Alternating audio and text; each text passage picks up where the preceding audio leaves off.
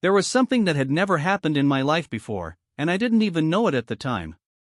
It was the most terrifying thing that I think anybody could ever go through. From being shot at by a truck driver to scaring horses to death, the Michigan Dogman attacks again, and this time, there is proof. Let's delve in. My name is Joe. I am a 6-year Army veteran, and I am a truck driver at this point in my life. I'm 59, and I have a story that I think needs to get out and is important. Mythical monsters have fascinated the public for centuries.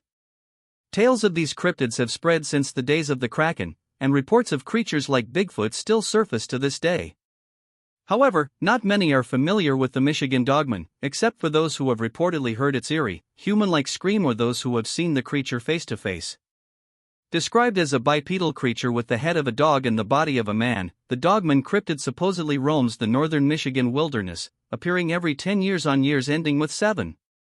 The Dogman was allegedly first spotted by a pair of lumberjacks in the late 19th century. Since then, Dogman sightings have seemingly only increased. The Michigan truck driver incident. In 2022, a Michigan truck driver traveling through the Manistee National Forest came face to face with a creature out of urban legend, the Michigan Dogman. That night would change his life forever. Joe Barger, a 6-year Army veteran and experienced trucker, shared his story in a YouTube interview. Barger said he wasn't trying to convince anyone but wanted to share his experience in case others ever encountered the Dogman themselves. Brilliant white, 3-inch long fangs, bottom and top, at least maybe 3.5 or so. Pure black, pointed ears. It had yellow eyes, Barger described. Even if you don't believe me, it might be something you can draw on if it happens to you. He felt it was important for people in Michigan to know what he saw. Barger's journey began as a routine haul, transporting a 43,000 pounds load of paper from a mill in northern Michigan. It was a typical route for him, and until that night, he had never even heard of the Dogman. What happened next would all unfold in just 15 to 20 seconds, but those few moments felt like a lifetime. I would swear as a Christian on a Bible that this is 100% truth, Barger said during the interview, emphasizing the reality of his story. And it's 100% factual, true. I would swear as a Christian on a Bible that this is all 100% factual truth. While driving through the forest, Barger noticed an air leak and decided to stop and fix it before getting too far into the wilderness after dark. After identifying the problem near the back brake chamber of his trailer, he grabbed his tools and slid under the truck to make the repair. That's when a strange feeling crept over him. I got a bad feeling, he explained, saying he heard a vocalization that didn't sound natural. It wasn't a sound I'd ever heard before. I was having a bad feeling when I was underneath the trailer, and I was hearing a vocalization. I didn't know what exactly it was. It wasn't natural, I had never heard it before. Looking toward the woodline, he saw shadows moving between the trees. There was still plenty of daylight left, and he initially thought it might be a black bear since he was in bear country. Uneasy but practical, Barger got back into his truck, checked the air pressure, and found that everything was good to go. The repair took less than 5 minutes, but the unsettling feeling lingered. He brushed it off and continued his journey. As he drove, everything seemed fine until he glanced into his driver's side mirror while descending a hill on the 2-lane road. Seeing no traffic, he shifted his focus to his right side mirror while climbing the next hill. That's when he saw it. A massive, wolf-like head, nearly the size of his window, appeared.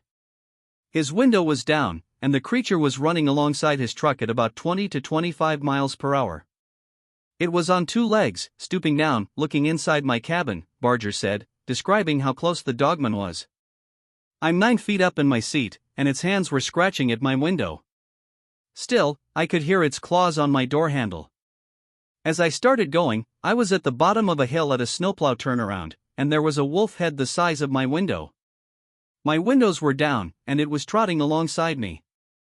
I was going about 20 to 25 miles per hour at that point, and it was stooping down on 2 legs, looking inside my cab. I'm 9 feet up in my seat, and the sight froze me in disbelief. Time slowed down.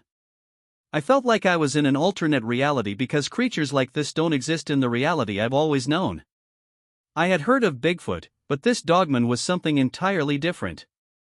It had sharp, brilliant white teeth with 3-inch long fangs on the top and bottom.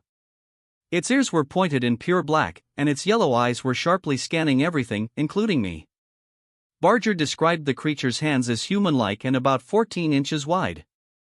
Standing stooped into his cabin, the Dogman was at least 10 feet tall.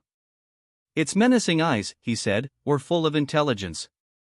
The way it looked at me, Barger explained, it was mad and determined.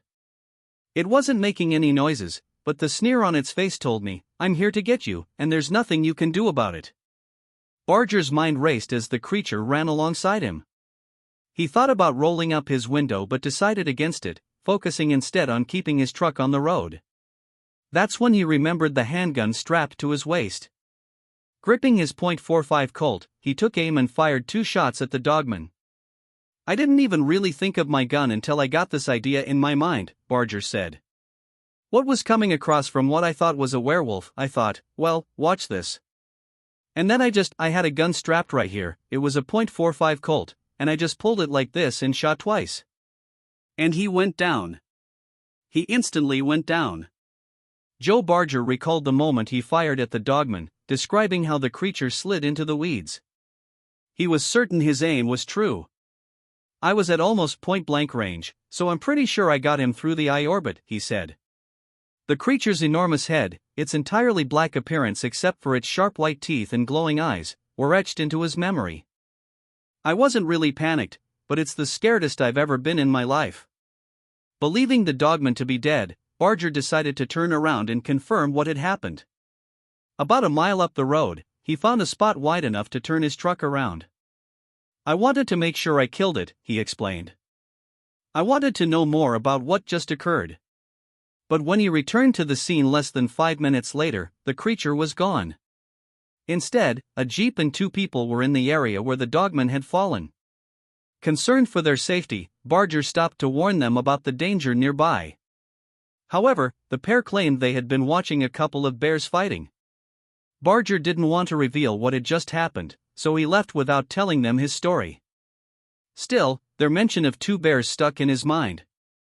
He wondered if there might be more than one Dogman roaming the area. Shaken and unsure how he managed to drive back, Barger said the experience left him in shock.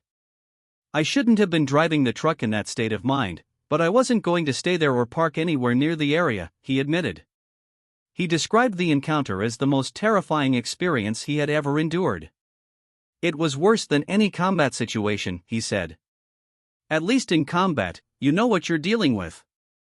4 months after the incident, Barger was haunted by nightmares. I had them on and off for 6 months to a year, he shared. Though the nightmares eventually faded and no longer bothered him, the memory of that night remained. As time passed, Barger began to feel more at ease. He decided it was important to share his story. I'm in a lot better shape now, he said, explaining that he waited until he found the right people who would support him before going public. But as Barger tried to move on, the story took a darker turn. He alleged that the federal government was actively trying to keep the existence of the Dogman a secret. Barger explained that after recovering from his nightmares, a family member encouraged him to share his story with the public. He eventually spoke to a well-known podcast in the cryptid community. Preferring to stay anonymous, Barger allowed the podcaster to narrate his experience. Just 3 months later, Barger said he was detained at a scale house by state police and held until federal authorities arrived. When the federal agents showed up, Barger described them as intimidating and angry. I didn't know what was going on, he said. They accused him of killing one of their assets and made it clear that they weren't happy about it. They told me, you killed one of our assets, and this is how things are going to go down. When they first showed up, they were very, very angry, the both of them. They were intimidating and angry, and I almost thought they were going to cuff me, but they didn't. I didn't know what was going on, and they said, you killed one of our assets, and this is how things are going to go down from this point on. Barger quickly realized they were referring to the Dogman. He explained that the creature was the only thing he had killed in the last year. They said it was their property, and they were mad I killed it, he revealed. Barger believed they knew about him because of the podcast story, but the encounter didn't end there. The agents threatened him, confiscated his gun, and even shut down his bank account temporarily. I stopped talking about it until recently, he admitted, explaining that the government likely wanted to keep the Dogman under wraps for military purposes. If they don't keep it a secret, it won't be a useful tool for them anymore. Now, Barger is sharing his story again, determined to let the public know what he experienced. Skeptics dismissed it as just another hoax or a story to get people's attention.